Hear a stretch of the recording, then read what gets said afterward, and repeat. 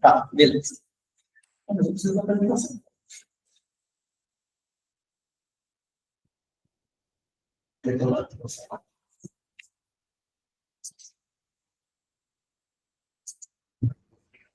Tá. Então, retomando até onde a gente foi. Né? A gente começa agora a debater a mais-valia e mais-valor relativo, e aí a gente começa a sair um pouco do campo da abstração, e ingressar no campo mais concreto mesmo.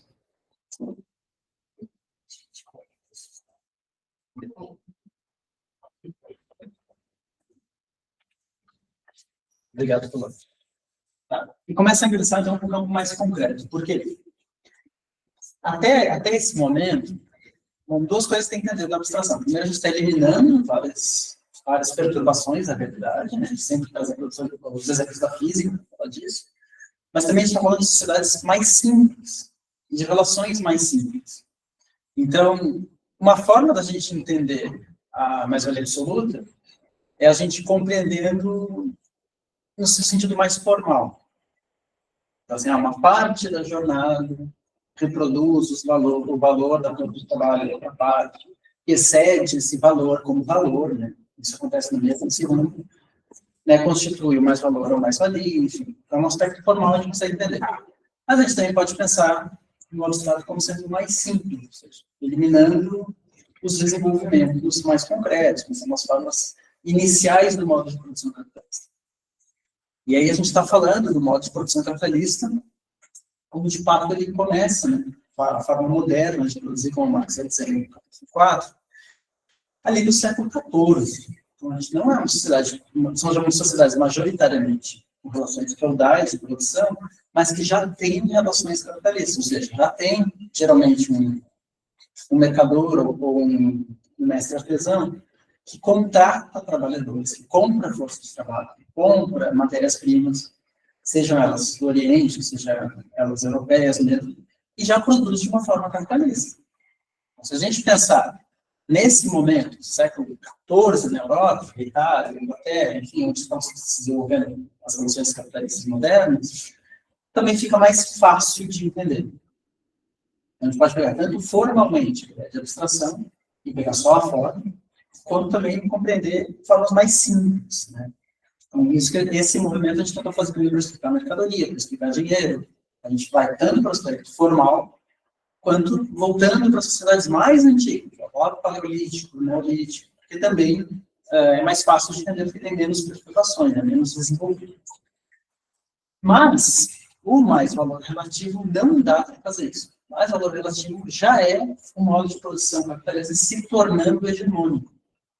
E aí o Marx vai fazer um movimento, primeiro, um movimento bem abstrato, no capítulo 10, ele vai conceituar o mais valor relativo, vai apresentar nossas categorias de análise. O Marx faz muito isso, ele abre as sessões já dando a resposta do início ao fim, e depois ele demonstra a sua tese no restante da sessão. E o restante da sessão, ele vai apresentar o desenvolvimento histórico do modo de produção capitalista. Então, muitas das vezes, ficou muito conhecido uma carta que o Marx envia a um amigo sugerindo assim, olha, você tem mais dificuldade de entender o capital, porque realmente o início é difícil, lê os capítulos históricos. Ele vai dar sugestões dos capítulos históricos. Isso virou uma panaceia.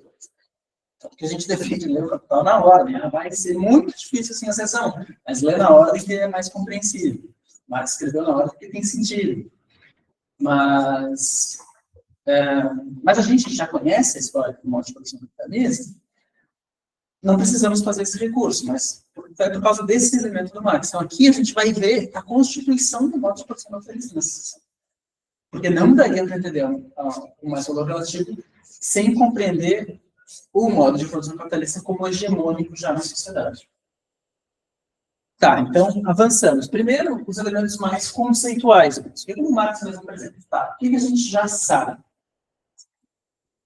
Aqui as sociedades onde predomina a riqueza se apresenta como uma coleção de mercadorias. Tá?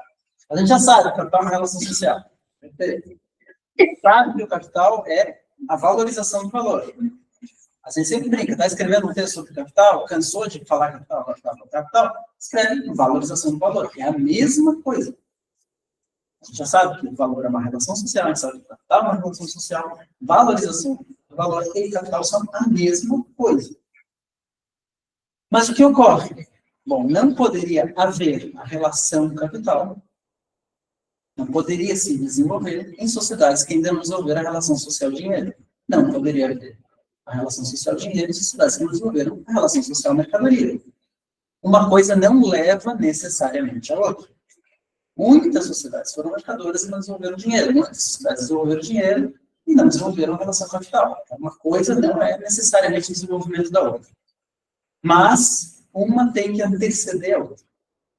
Poderia haver uma sociedade que desenvolve dinheiro sem desenvolver mercadoria? Não. Portanto, não poderia haver uma sociedade que desenvolve relação capital sem ter desenvolvido antes dinheiro e mercadoria. Tá, mas o que diferencia o capital do dinheiro, consequentemente da mercadoria, é que esse processo de valorização do valor inicia pelo investimento do dinheiro exercendo uma função de capital, então não são mais as funções clássicas do dinheiro nas sociedades pré-capitalistas, na produção, na compra, na venda e na produção de mercadorias. A gente já sabe que essa valorização só acontece quando o capitalista, o sujeito que possui o dinheiro, vai ao mercado e encontra, já como mercadorias, os meios de produção, os materiais auxiliares, a força de trabalho. O elemento distintivo do modo de produção capitalista é a força de trabalho, que são os elementos do processo de trabalho, desde o processo de trabalho simples, lá do paleolítico, até o futuro da humanidade, seja onde for. Ele agrupa esses elementos e nesse processo de produção, que já é um processo de produção capitalista, trocando equivalente por equivalente, ele consegue valorizar seu valor. Ele movimenta fazer um dele. Isso é o conceito geral de mais valor ou mais valia.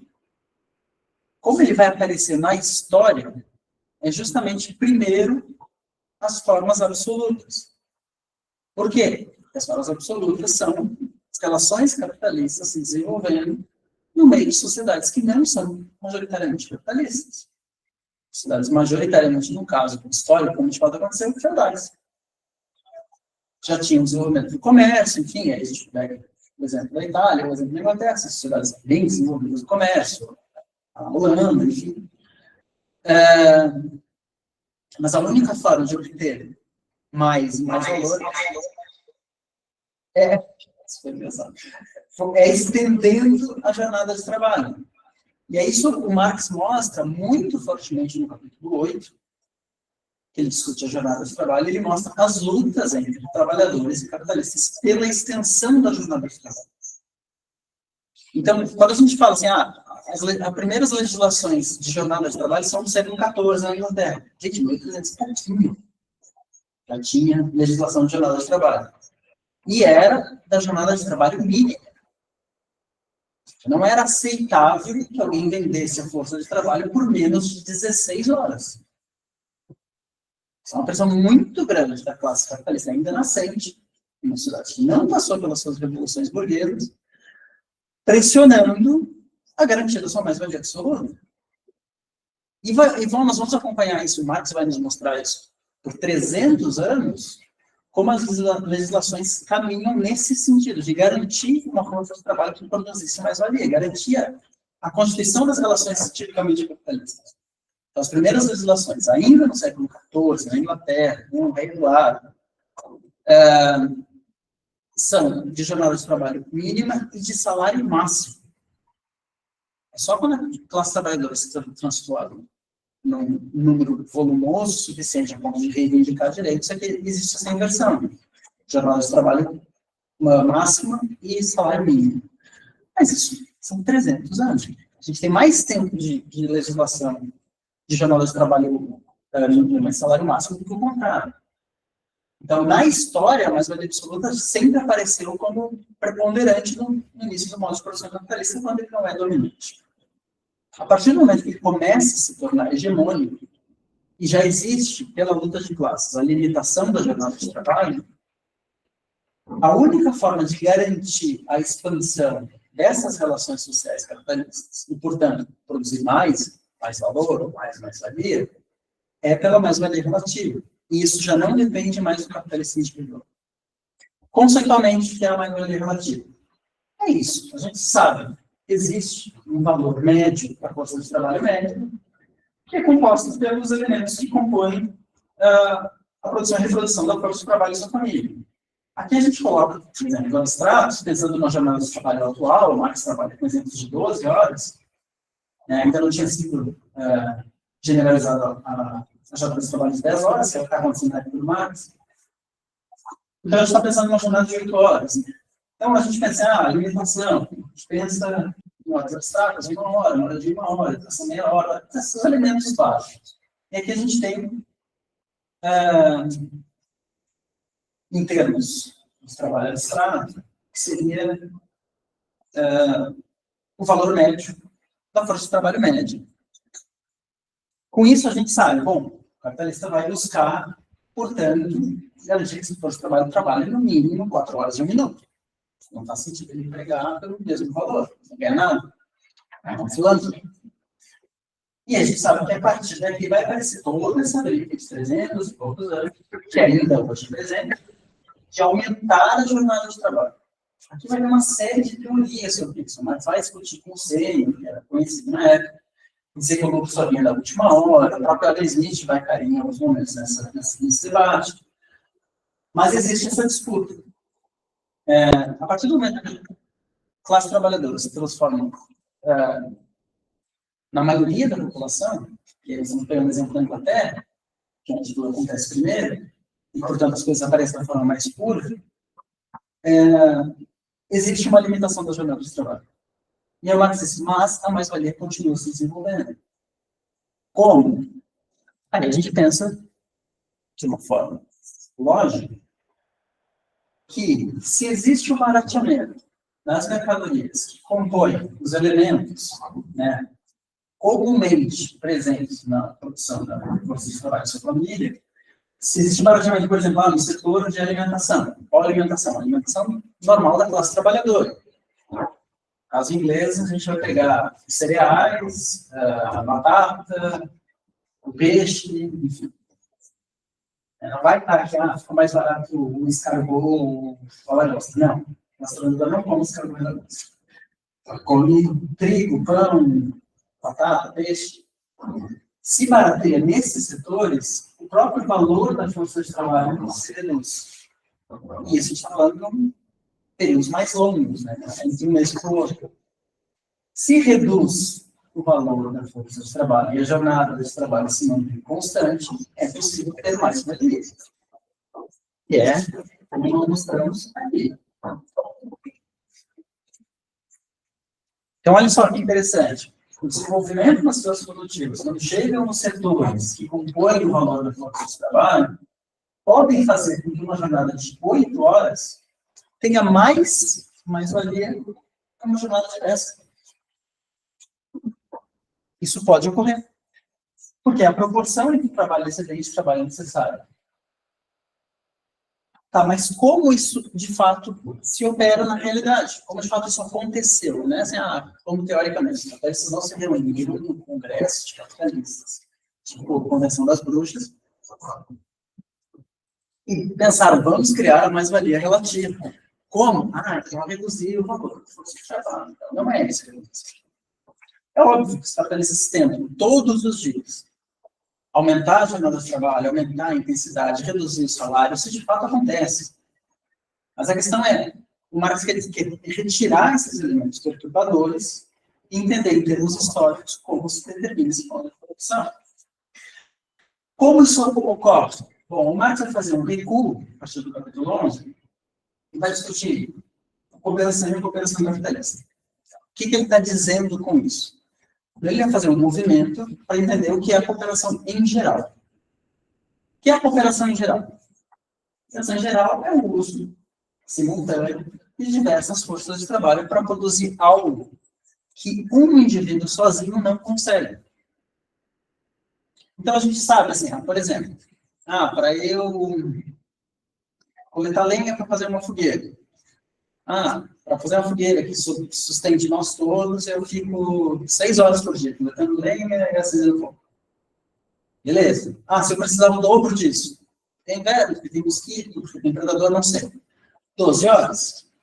Ou seja, uma pessoa pode fazer isso. Mas, se estamos aqui no nosso acampamento primitivo, rola uma pedra gigantesca e fica num lugar estratégico que nos protege, que tampa nosso abrigo, a gente vai ter que empurrar essa pedra. Uma pessoa fazendo o dobro de força consegue o que 2 pessoas fazem?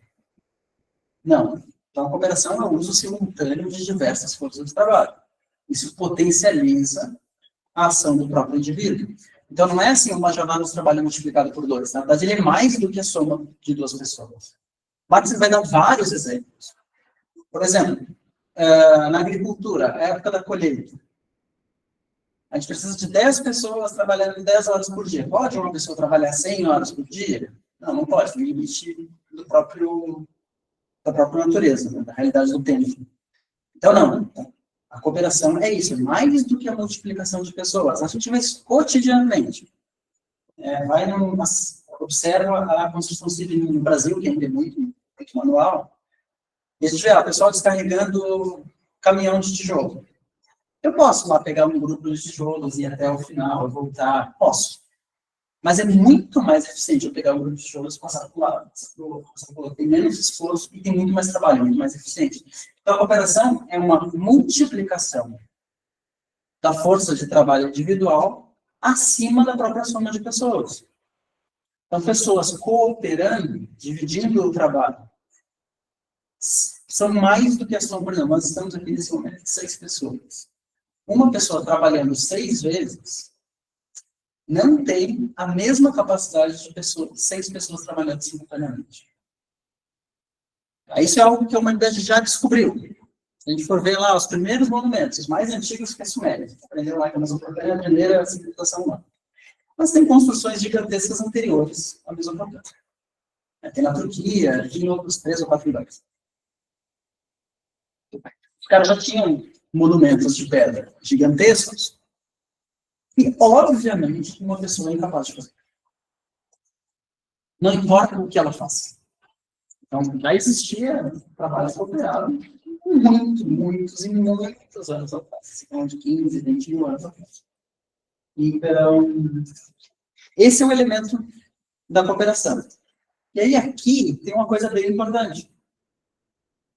Porque o modo de produção capitalista precisa de mais trabalho do que o necessário para um indivíduo se manter, para poder ter mais valia, pode se apropriar dessa capacidade típica da cooperação humana em geral para ter mais trabalho do que a soma das pessoas.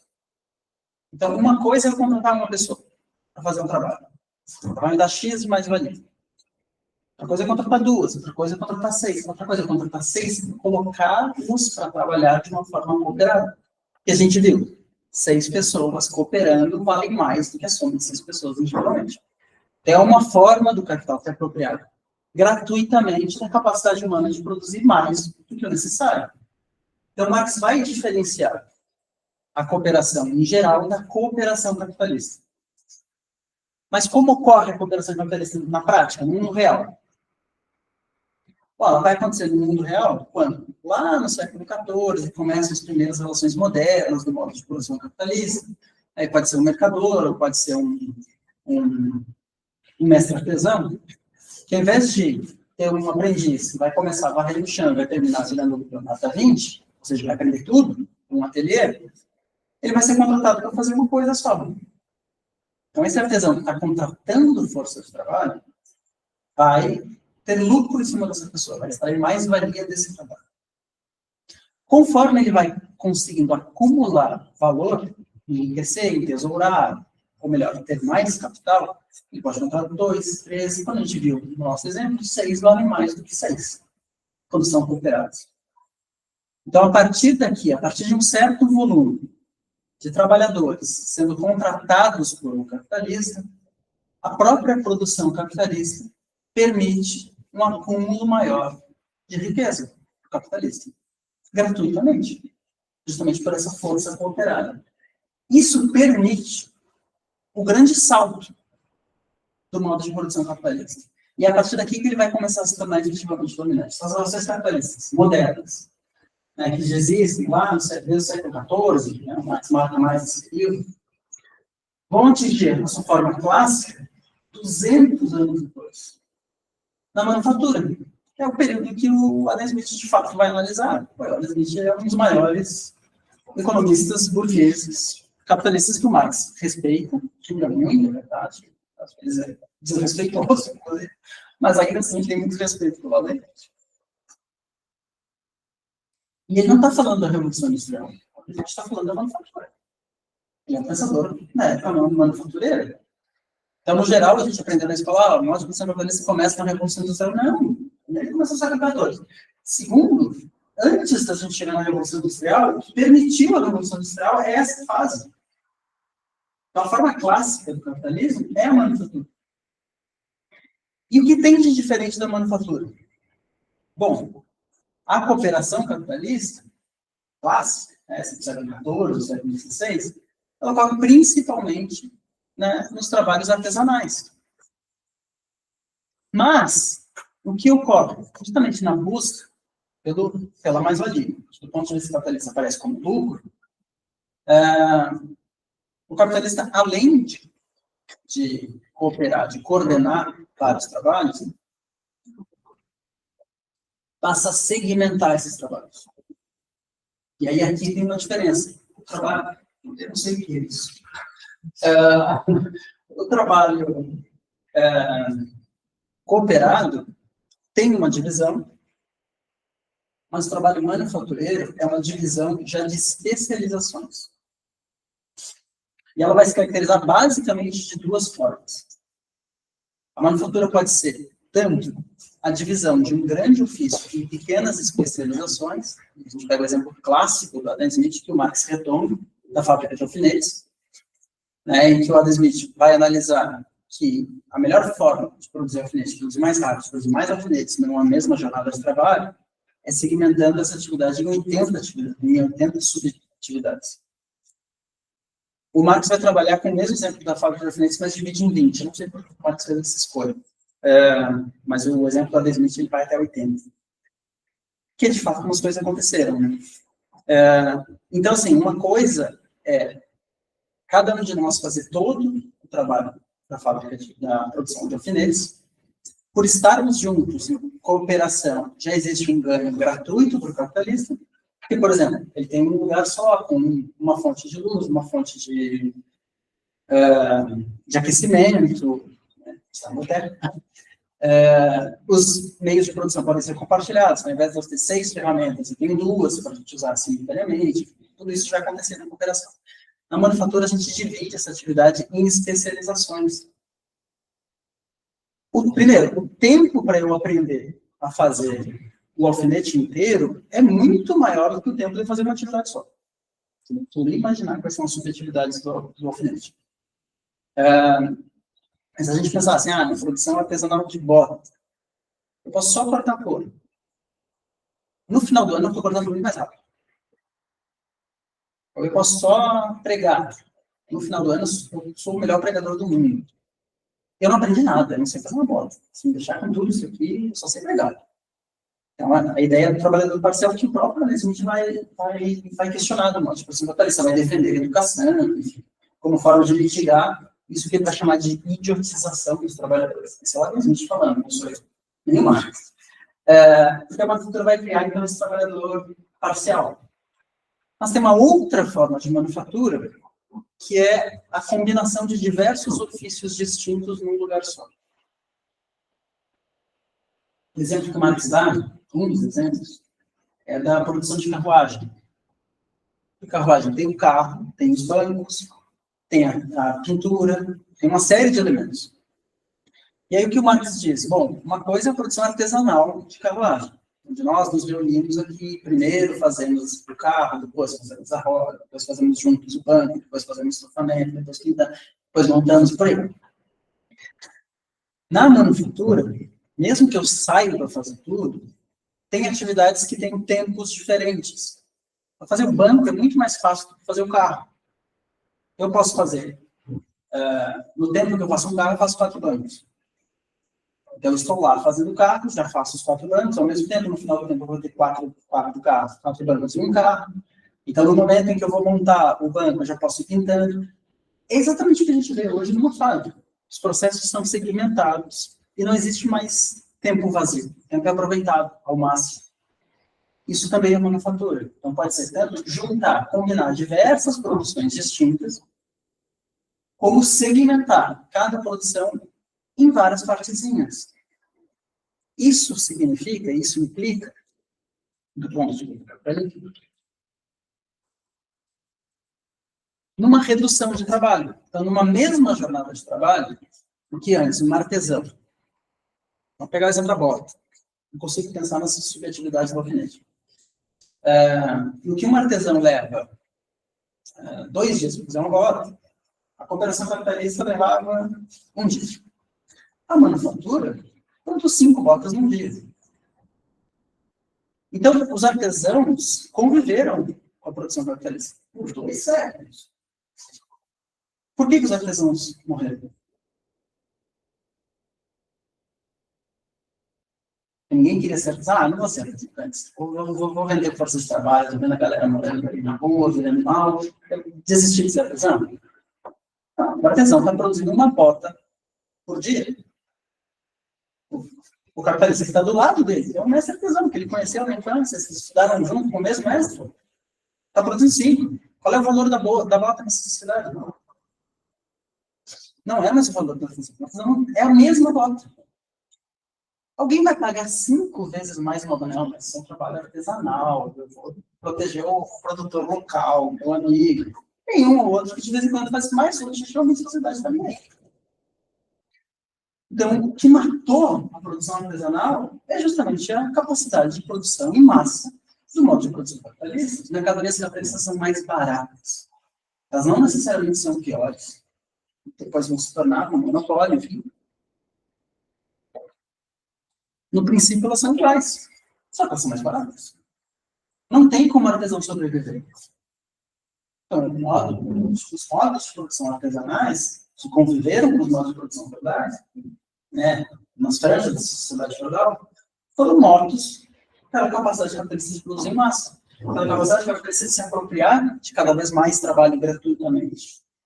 Na manufatura, isso se intensifica. Por isso que essa é a forma clássica do modo de produção capitalista. É aqui que o modo de produção capitalista se torna hegemônico. Porque ele produz muito mais valores de uso em menos tempo. Então, as suas mercadorias se tornam mais baratas do que eu mesmo produzindo. Eu produzia minha roupa, produzia minha comida, nós produzimos tudo. Não muito tempo atrás, gente. É pouquíssimo tempo atrás. Não é impossível a gente ter uma avó, que produzia a maior parte da sua própria vida. A alimentação, seja pecuária, agricultura, cada um leva os 2. Fazer a própria roupa, enfim, muitas coisas eram feitas. Mas a verdade é que o modo de produção capitalista é mais barato. Mesmo para produzir para mim, é mais barato eu vender a força de trabalho e comprar isso. Porque isso ficou muito barato a partir desse grande salto no modo de produção capitalista. Mas por que diabos o capitalista faz isso? Qual o sentido de produzir mercadorias mais baratas? A lógica não seria eu comprar barato e vender caro, não é isso que a gente pensa no senso comum, não é assim que vem o lucro do capitalista, comprar de caro? É burrice vender barato. O que o capitalista está fazendo aqui? E aí aqui o Marx vai nos trazer uma determinação do modo de produção capitalista importantíssima. Os capitalistas estão no mercado concorrendo entre si. Beleza, eu posso produzir botas e vender mais caro. Eu posso ter mais lucro. Eu gasto 10 shillings para fazer uma bota e vendo por 15. Poxa, ótimo, 50% de lucro. Mas se o meu concorrente vende 14, eu estou com problemas. Então os capitalistas concorrem entre si.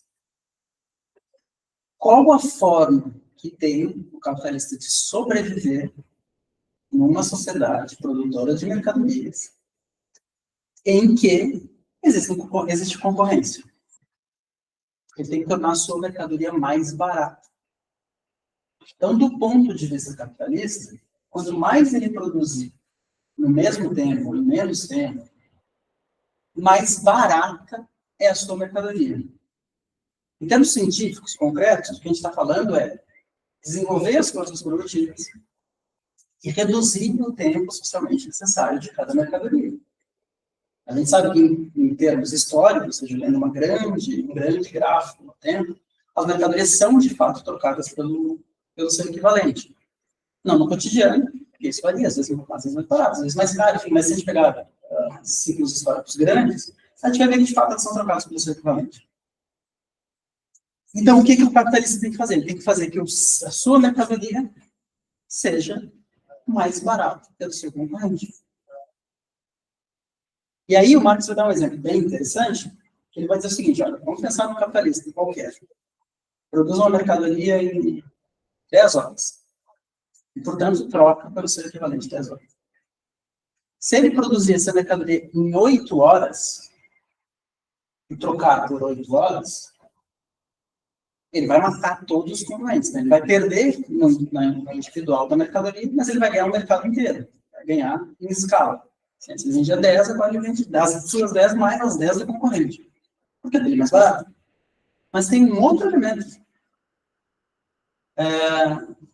Se essas mercadorias, nesse dado momento histórico, são trocadas em média por 10 horas, e um capitalista individual, dividindo a produção, parcelizando o trabalho, enfim, barateando a mercadoria, produz em 8, é isso que, de fato, o capitalista vai fazer. Vai retomar no livro 3, e uma grande parte da produção de Schumpeter, um dos melhores economistas capitalistas que já existiu, é dedicada a isso. Se este mercado produz blocos a 10 horas, e nós, aqui, organizamos a nossa produção, fizemos os nossos trabalhadores produzirem a 8, se a gente vender a 9, a gente vai ter um lucro extraordinário, a gente está vendendo acima do valor, e ainda vamos ganhar o mercado do concorrente. Schumpeter vai aparecer como super lucro, no Marx aparece como lucro extraordinário. É a mesma coisa. Então, baratear a mercadoria, do ponto de vista capitalista, significa ter um lucro a mais. Além de ganhar o mercado inteiro. Só que o que ocorre quando a gente barateia as mercadorias? Ainda tem esse ganho, que o capitalista nem sonha que está tendo. Ele está barateando a mercadoria força de trabalho. Então, a mais-valia relativa, ou mais valor relativo, são decorrentes desse processo de desenvolvimento do modo de produção capitalista. Para o capitalista, o que ele está buscando é só a sua sobrevivência no mercado. É ganhar do trabalho artesanal, depois ganhar entre os capitalistas, alguns vão sobreviver, outros não, isso acontece todos os dias. Tem um monte de capitalista quebrado. Mas isso significa, primeiro, que o modo de produção capitalista vai se tornar hegemônico, e vai matar várias formas de produção da vida. Não só o trabalho artesanal, mas vai matar, inclusive, uma grande parte da subsistência. Né? Por exemplo, da minha avó, produzia gado, tinha plantação, tinha agricultura, produzia qualquer roupa. Hoje em dia é mais barato comprar. Então, essa forma de vida também vai ser morta pelo modo de produção capitalista. Isso significa, de fato, a hegemonização do modo de produção capitalista. Quando isso ocorre, os mesmos imperativos continuam acontecendo. Ou seja, os capitalistas todos os dias acordam, leem as notícias, leem o valor econômico, leem o Infomoney, leem lá nos livros do péssimo que existe economia, e vai ver como ele pode sobreviver. Desesperado. Porque a qualquer momento ele pode ir à falência. E a gente vê empresas gigantescas indo à falência, porque existe uma concorrência. Está lá a Kodak, que não quis produzir celular, que ficou brincando de máquina digital e que realmente foi a falência. Né? Hoje ainda existe, mas hoje é uma piada que era a Kodak. E vários outros. A Olivetti. A Olivetti tinha um monopólio da produção de máquina de escrever. Quando veio o computador pessoal, soube o que fazer, faliram. Todos os grandes empresas também vão à falência. Então, o capitalista está nervoso, está desesperado. Ele ainda precisa reduzir o tempo socialmente necessário para a produção de mercadorias. Do ponto de vista dele, é reduzir o custo de produção, aumentar o lucro. Mas, em termos científicos, o que ele está fazendo é desenvolvimento das forças produtivas, aumento da mais-valia, que isso sim vai se traduzir em aumento da sua lucratividade. O passo final, ele que de fato permite ao Marx ser a primeira pessoa a dizer concretamente: olha, este modo de produção, que está só num cantinho da Europa, a famosa sacada do Marx, já chegou no mundo inteiro e vai arrebentar todos os outros. O mundo inteiro será capitalista. Por quê? Eles desenvolveram as forças produtivas de tal forma que as outras formas de produzir a vida não conseguem competir. Nossa, só okay. E aqui, de fato, a gente está falando da Revolução Industrial. É isso que a gente aprendeu na escola como sendo o início da Revolução Industrial, que não é verdade. É, na verdade, o seu coroamento. Porque o que ocorre nessa trajetória? Primeiro, o desenvolvimento, a apropriação capitalista das formas cooperativas de trabalho, a criação gratuita. Em seguida, a criação dos trabalhadores parciais e a possibilidade de produção ainda maior no mesmo tempo. Mas aqui tem um salto que vai além dos próprios trabalhadores. Além dos fatores subjetivos de produção. A gente vem alertando quando a gente fala do processo de trabalho. A grande indústria, ela não... Né, no geral, a gente aprende, ela vai começar com a revolução do VAT, na máquina do vapor. Eu vou dizer assim, olha, isso aqui é um exagero. A primeira máquina do vapor não ajuda muito. A segunda é muito boa. Mas qual é a diferença da primeira máquina a vapor do VAT para a segunda máquina a vapor? Final do século XVIII.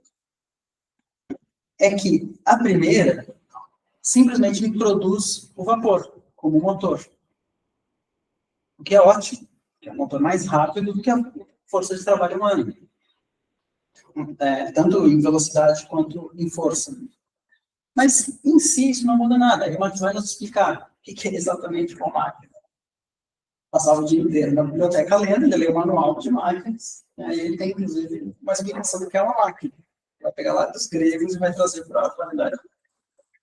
A máquina é uma grande ferramenta que é composta por um motor, uma engrenagem, ou uma transmissão, depende da tradução, e uma ferramenta na ponta. É uma ferramenta que tem uma transmissão a um motor. Pedra lascada é uma ferramenta. Tem uma transmissão? Não, não tem. Então é uma máquina. Vara de pescar. Tem uma transmissão? Tem. Qual é a ferramenta da vara de pescar? O anzol. Agora é um grande salto para a humanidade. Mas ele tem uma transmissão do anzol para a pessoa não põe um anzol na mão, ela usa uma linha. Então a gente pode trazer coisas além, a vara, o gabinete, tudo isso são transmissões. E ela tem um motor, que é a pessoa. Então, são esses três elementos que compõem a máquina. Mas, quer dizer, a primeira máquina do VAT só mudou o motor. O que antes era uma pessoa ou um animal, podia ser o vento, qualquer coisa, agora é o vapor. É a segunda máquina do VAT que é essa cara. Porque a segunda máquina do VAT, que já é o motor a vapor, que permite mais velocidade e mais força, ela se conecta com mais de uma ferramenta. Quando um motor passa a operar duas ou mais ferramentas, a gente tem a maquinaria moderna, a maquinaria tipicamente capitalista. E o que o Marx vai chamar de máquina-ferramenta. Uma ferramenta que tem uma transmissão e um motor é uma máquina.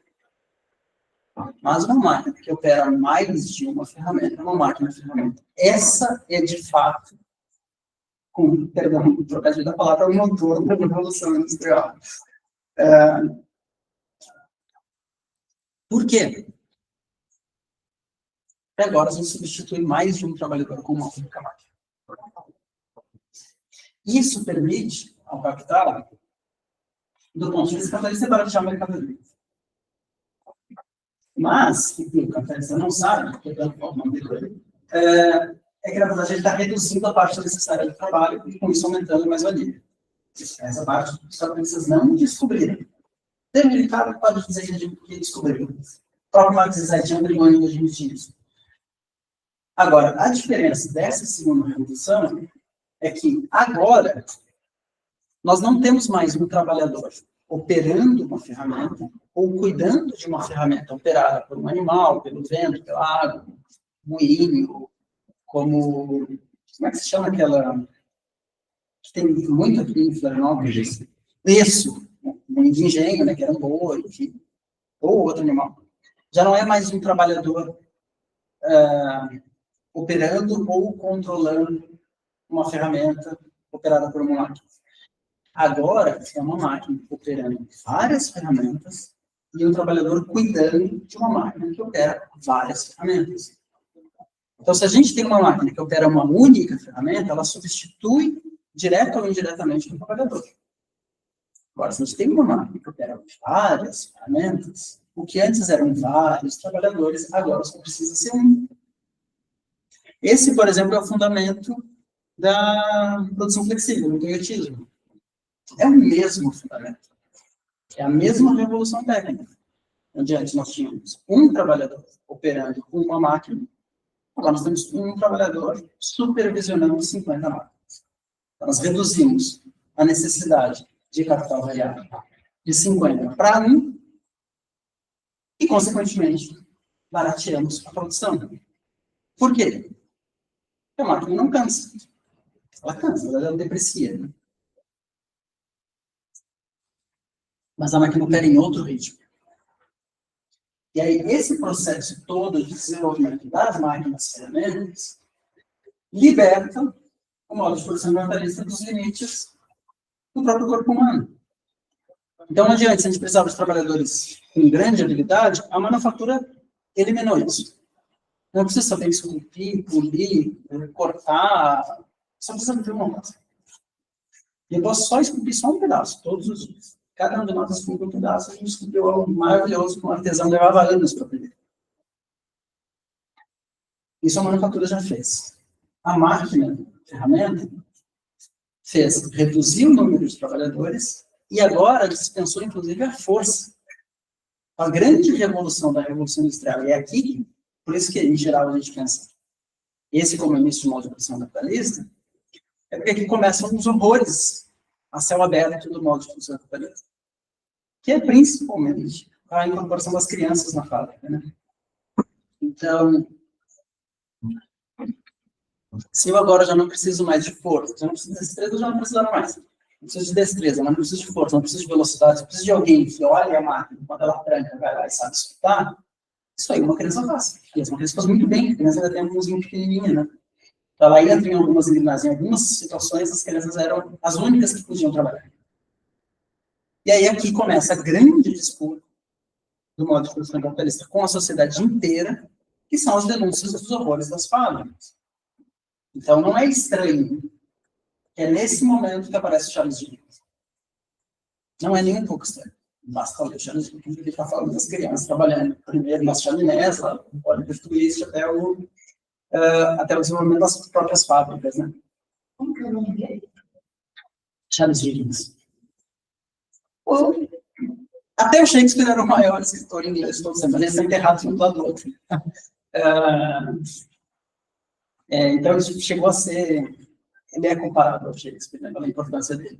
Ainda que a forma não seja tão desenvolvida, é o primeiro grande denunciador do modo de produção capitalista. Nem sei se está enterrado do lado do Shakespeare. E aí, boa parte da produção dele é justamente pega crianças, trabalhadoras, da classe trabalhadora, e faz essa denúncia. Né? Ele vai ser homenageado, enfim, justamente para esse papel que ele vai ter. Então, é isso que, de fato, constitui o que a gente chama de Revolução Industrial. É o desenvolvimento capitalista já hegemônico e a libertação que o modo de produção capitalista capital tem dos limites orgânicos dos próprios trabalhadores. Só que isso tem, do ponto de vista capitalista, a busca só de baratear a mercadoria. produzir cada vez mais mercadorias em menos tempo. É isso que uma fábrica faz. Mas a fábrica também tem um elemento importante, que é as mercadorias tendem a ser todas iguais. Ou seja, elimina as distorções do trabalho de um para o outro. Então, a partir de agora, não é mais o ritmo do próprio trabalhador, é o ritmo da máquina que determina o trabalho. Então, uma das consequências da fábrica, as consequências da fábrica, é essa requisição da força de trabalho, que o Marx chama de subsidiário, e aí ele coloca tanto as mulheres que estavam fora do trabalho braçal, que exigia mais força, enfim, mas principalmente o acréscimo das crianças no trabalho fabril, a redução drástica do valor da força de trabalho, mas por mais de um elemento. Eu já chego nisso. Um prolongamento imenso da jornada de trabalho. Por quê? Porque no período da Revolução Industrial tem uma nova onda de prolongamento da jornada de trabalho. Por quê? Tem uma coisa que hoje se chama tempo de setup. É o tempo que a máquina leva para desligar e se ligar. As máquinas, eventualmente, têm que ser desligadas para limpeza, manutenção. A máquina, uma vez comprada, ela vai produzir. E ela vai depreciar. Necessariamente. Quanto mais usar, mais ela deprecia, mas pelo menos ela está sempre transferindo valor. O tempo que a máquina está desligada, ela está depreciando e não está produzindo valor nenhum. Então, do ponto de vista capitalista, a máquina não pode parar. O que vai ser implementado, efetivamente pela primeira vez na história, a partir da fábrica, que é o desenvolvimento da máquina ferramenta? A jornada de trabalho noturno. Porque não faz sentido uma máquina funcionar por 12 horas, uma máquina de milhões, e ficar 12 horas parada. Só para ligar, leva 3, 4, 5. Hoje em dia, as máquinas, tem máquinas que levam uma semana, 10 dias só para desligar. É mais uma semana, 10 dias para ligar de novo. Do ponto de vista capitalista, isso é... Não, do ponto de vista capitalista, não, do ponto de vista real, né? Isso é um desperdício de valor. Porque lá não está produzindo nada. Então, o trabalho noturno é implementado efetivamente a partir da fábrica. E aí, o que ocorre? Bom, primeiro momento, para suprir essa demanda do trabalho noturno, ocorre o prolongamento da jornada de trabalho. Toda aquela luta que começou lá no século XIV, que vai ter algumas vitórias no século XVI e XVII, vai por água abaixo. Porque as crianças entram no trabalho de novo, já estavam lá no século XIV, foram retiradas, mas aqui são recolocadas, e agora são recolocadas para trabalhar de noite, em turnos, os turnos ininterruptos. Né? Até hoje, todas as fábricas funcionam 24 horas, né? Existe fábrica que fecha, justamente por causa da depreciação da máquina. Mas, o que ocorre? Quando a classe trabalhadora consegue algumas vitórias de limitação da jornada de trabalho, os salários são simplesmente cortados pela metade. E obriga, então, as pessoas a trabalharem com 2 fábricas, que eram uma do lado da outra. Então, esses turnos de revezamento foram formas de burlar as leis fabris. E aí, o que ocorre? Bom, cada máquina elimina, sei lá, 10 postos de trabalho. Onde antes tinham 11 pessoas, agora tem uma cuidando da máquina, que vai no ritmo da máquina. As pessoas dizem uma criança. Se é uma criança, pode pagar menos. Por quê? Porque é mais barato para uma criança? Não, porque o valor da força de trabalho é para o trabalhador e sua família. Se a família vai trabalhar, divide pela metade. Se a criança vai trabalhar, tem 10 crianças, divide por 10. Agora a família inteira é requisitada para trabalhar. Todos viram trabalhadores. Então, os salários vão ser drasticamente reduzidos. Mas, vão ser drasticamente reduzidos no momento de redução dos postos de trabalho. Olha aqui. Aqui surge o que o Marx vai retomar lá no capítulo 24, do Exército Industrial de Reserva. A partir daqui, o modo de produção capitalista não só cria a força de trabalho, como cria a sobra da força de trabalho. Então, aqui vão surgir pessoas que vão trabalhar, eventualmente, de forma intermitente, e pessoas que nunca vão trabalhar. São totalmente excluídos do modo de produção capitalista. Esse fato é criado no mundo proletariado, nesse contexto. Então, se a gente juntar que, a partir de agora, a família inteira trabalha, e, portanto, valor da força de trabalho, que é trabalhador e sua família, passa a ser dividido em todos os membros da família, a gente já vê uma redução do trabalho, do valor da força de trabalho individual. Mas num contexto de redução de postos de trabalho, significa que essa família, digamos, tem 10 pessoas, se 9 trabalharem, essa família está vivendo abaixo do seu valor. Então, isso vai acontecer num contexto de redução dos postos de trabalho. A partir daqui, a miséria passa a se generalizar. O que ocorre, e a gente vê isso com muita frequência, quando a gente tem mais trabalhadores procurando postos de trabalho do que postos de trabalho efetivamente disponíveis na sociedade. O capitalista pode virar para o sindicalista chato, para a pessoa que quer trabalhar só as jornadas de jornada de trabalho, não parceirão, e dizer, olha, fulano, Matheus, tu não quer? Tem um monte de gente que quer. Ou seja, eu posso pagar, inclusive, menos por valor da força de trabalho. Então, essa redução do valor da força de trabalho, ele ocorre tanto pelo ingresso da família proletária inteira nos postos de trabalho da fábrica, como pela discrepância de pessoas aptas a venderem a força de trabalho, aptas não, pessoas que não têm outra escolha a vender a força de trabalho, e os postos de trabalho efetivamente disponíveis. Então, a partir daqui, a gente pode falar assim, a força de trabalho começa a receber menos do que, de fato, ela vale. Então, mas isso são elementos políticos que, de fato, aparecem. O que ocorre é o que nós vamos chamar de condensação e intensificação do trabalho, é que, a partir de agora, o trabalho se torna cada vez mais simples. A gente vai ter uma divisão interna na fábrica, entre os operadores das máquinas e os auxiliares. Quem são os auxiliares? Seja quem vai chão, quem limpa o banheiro, enfim, não pode. As pessoas valem menos do que os operadores das máquinas. E aí, óbvio, dentro dos operadores das máquinas vai entrar o engenheiro, vai entrar já o administrador, o contador, enfim, aparecem outras coisas. Então, a classe trabalhadora passa a ser fracionada, segmentada em vários grupos, que vão lutar entre si. E essa luta fratricida reduz ainda mais as possibilidades de luta. O que ocorre é que, mesmo nesse contexto dramático, por nós termos uma sociedade que agora praticamente todo mundo se transformou em classe trabalhadora, assalariada, e esses horrores já estão visíveis, vai ter também um processo de relativa conquista.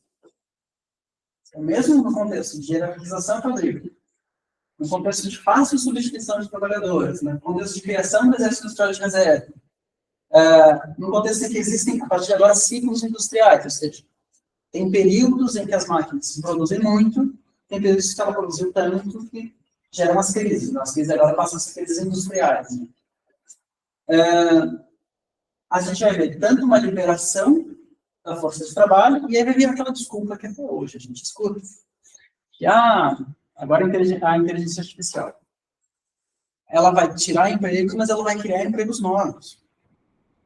Mas vai demonstrar que não é assim que as coisas funcionam. O que está acontecendo, na verdade, é uma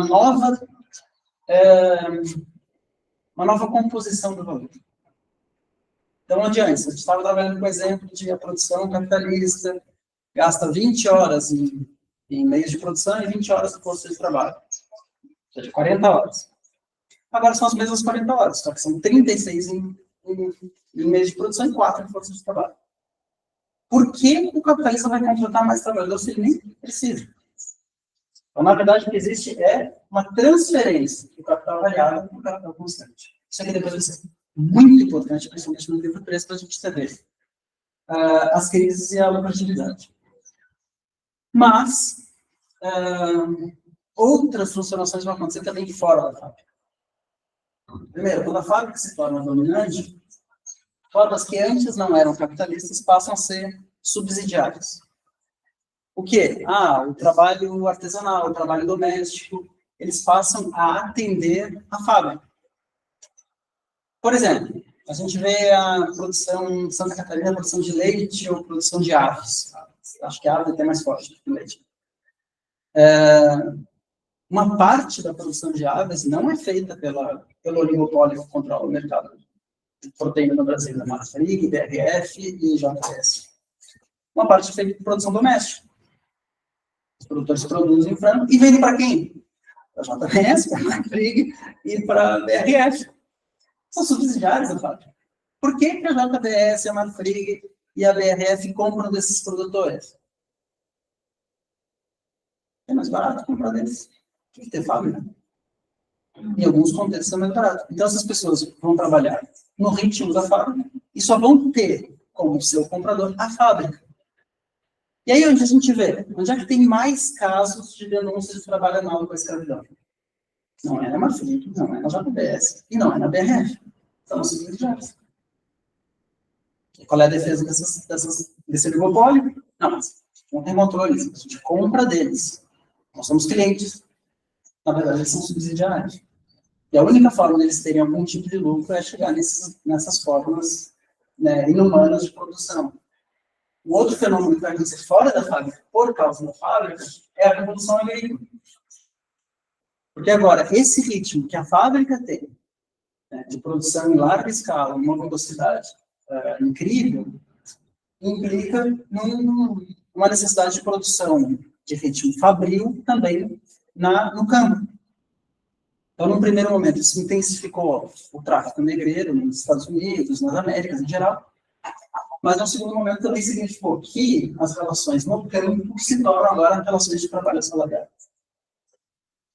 Isso vai gerar a constituição das grandes cidades, a divisão do trabalho em campo que a gente tem no modo de produção capitalista, que as cidades têm um volume enorme de pessoas, de produção de capital, e o campo tem um movimento sempre de abandono.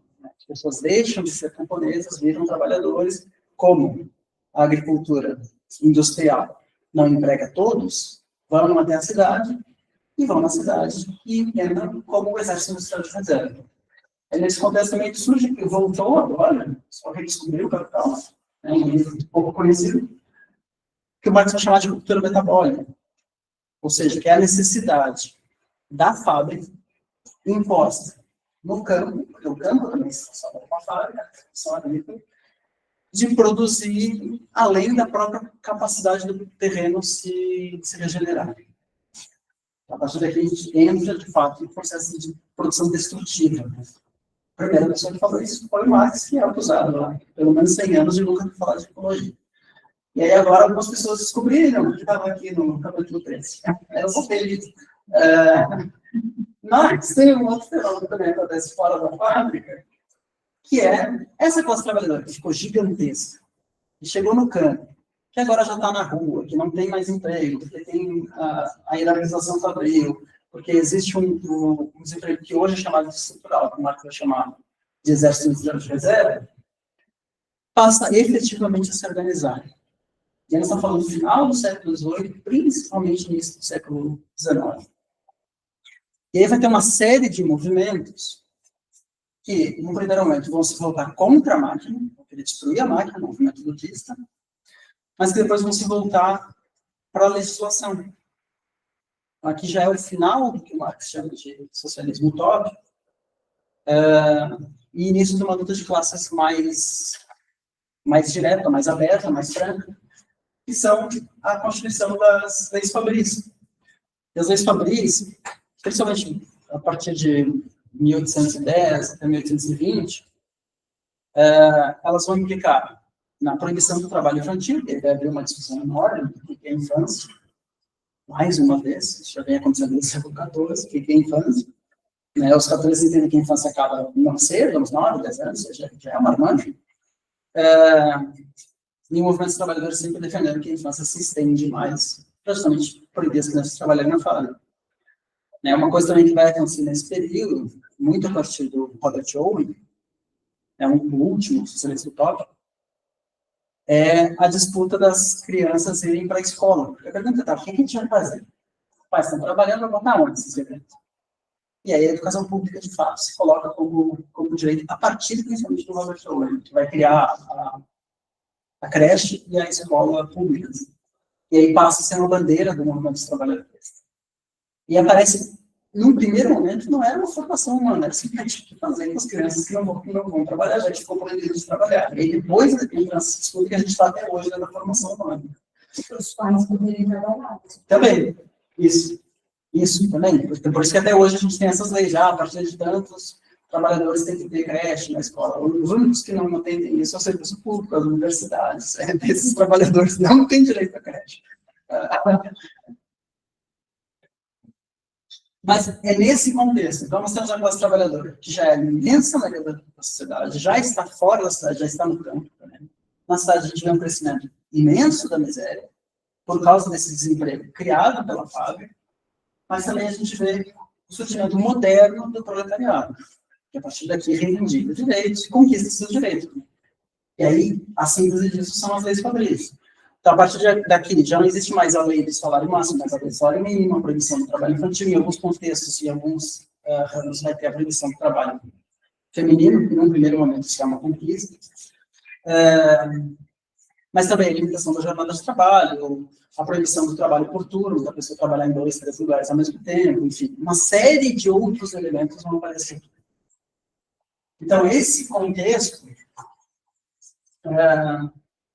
a gente vê que a relação do capital é uma relação social muito antiga, né, que é o desenvolvimento das contradições do próprio dinheiro, que tem limites a ser acumulado e ser tesourado, que só se resolve a partir do momento em que são colocados à disposição, mercantilizados os meios de produção, e principalmente a força de trabalho, é o elemento central, distintivo do modo de produção capitalista. Mas essa frase, quando escreveu o modo de produção capitalista em livro 2, distingue o modo de produção capitalista, no livro 1, Princesa também fala, mas tão francamente no livro 2. Distingue o modo de produção capitalista das outras formas de produção é o emprego da força de trabalho como mercadoria.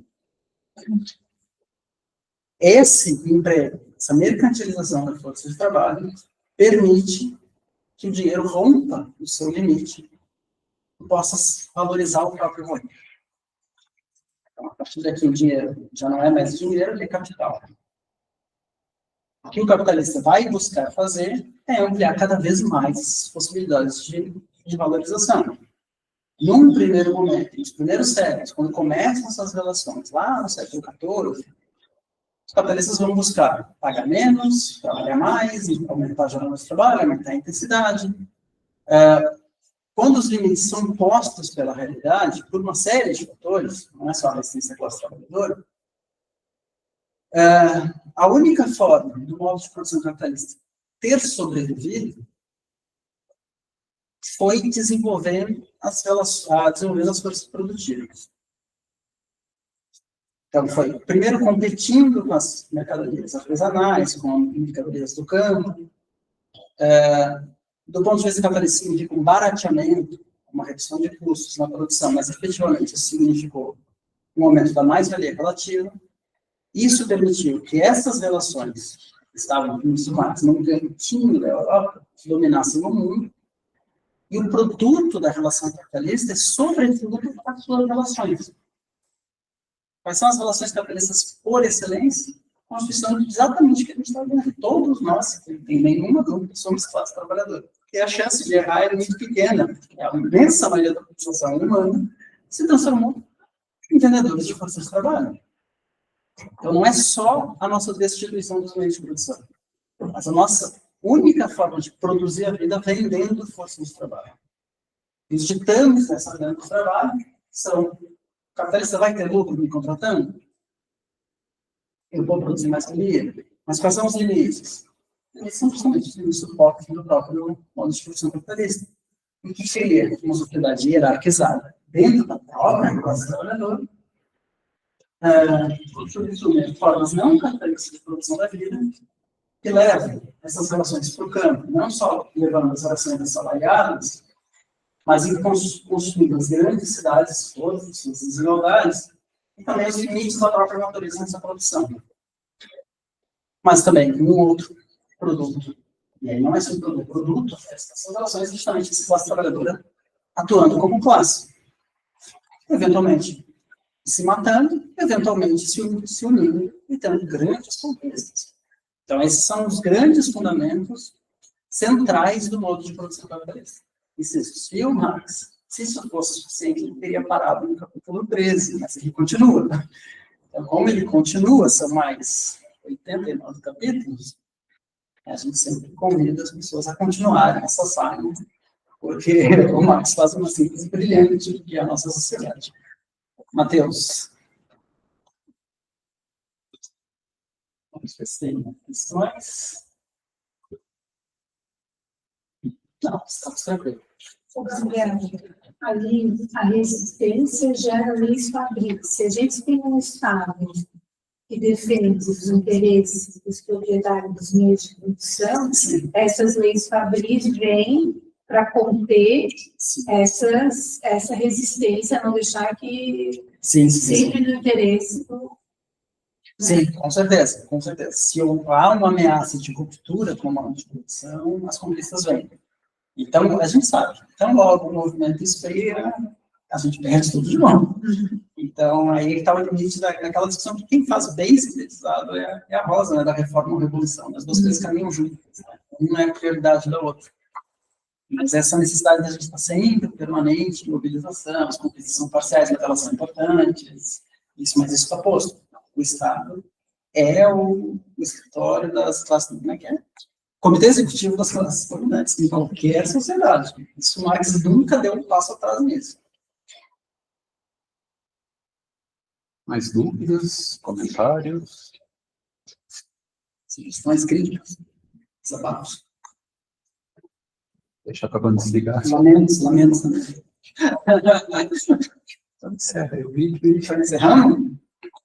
Bom, gente, mas a gente só tem a agradecer o espaço. Né? A gente já tinha dito lá no primeiro encontro que tem uma questão científica, tem uma questão acadêmica, mas, sobretudo, tem uma questão política muito forte. A gente tenta, ao máximo, dar voz ao Marx, eliminar ao máximo as nossas interpretações. Então, a gente se limita na questão didática, em atualizar os exemplos. Agora, dessa vez, a gente começou a usar xilins, mas só de brincadeira. A gente também tem dificuldade para lidar com xilins, pênis e libras. Mas, assim, para a gente é um grande prazer. A gente está sempre à disposição, independente do tipo de atividade.